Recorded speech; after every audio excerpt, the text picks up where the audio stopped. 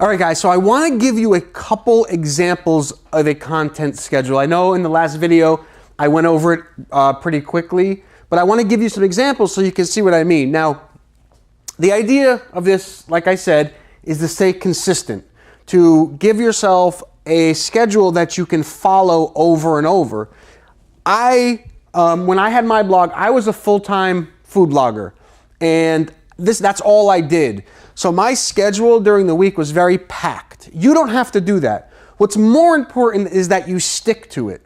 And whatever you come up with, you stick with that throughout the month, throughout the year, and then you adjust as you go. But here's some other ideas. Let's say you want to create, like I said, 3 recipes on Monday, and you release one. You release one recipe here, right? You don't send any emails out. This is recipe 2, right? Recipe 3. And then maybe at the end of the week, you send out your email. Okay? Now,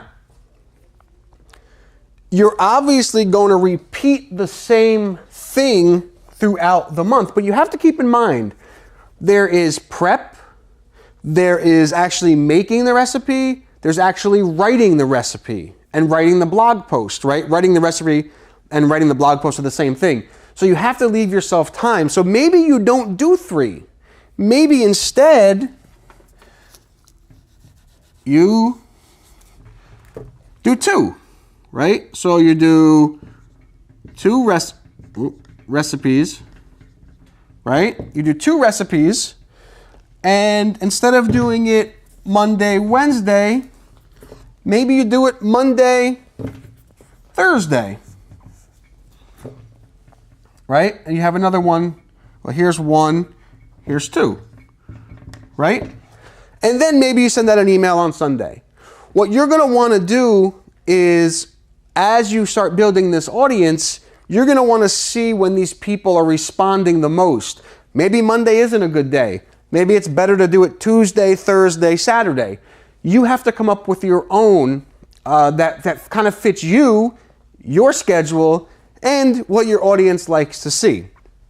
Now, another thing that I have to say is that when you're building this schedule, when you first do it, don't, because I said that I did, a recipe, an email, a recipe, an email. Remember, I did this full time. This was my job at the time. So I had the time to do this. Do not overwhelm yourself, because if you try to stack this week up and somehow you can't do it, it's really easy to the next week get all messed up as well. So at first, create the schedule that you can keep. Your family, your other obligations, but you have to stick to it. So even if it's 2 recipes a week, 1 recipe a week, and then an email, whatever, you have to be able to stick to it. Again, this is how you're going to continue to bring people back to your blog over and over without annoying them. Don't worry about the emails. As I said, I believe it's lesson 8 or 9 that we'll talk about emails. I'll tell you all about them, how to write them, the platforms to use, and so on. But I just wanted to give you some examples of how you can lay this out. At first, the amount of times that you do recipes is not important. What's important is that you do it the same way week by week.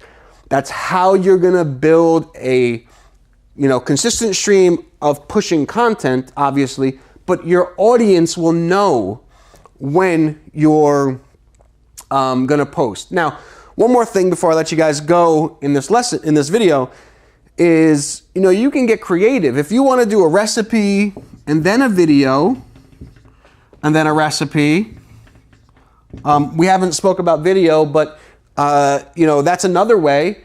The idea is just, you know, to get people to come back to the website and to get you consistently doing the same thing over and over. Okay, guys, if you have any questions, let me know, and we'll see you on the next video.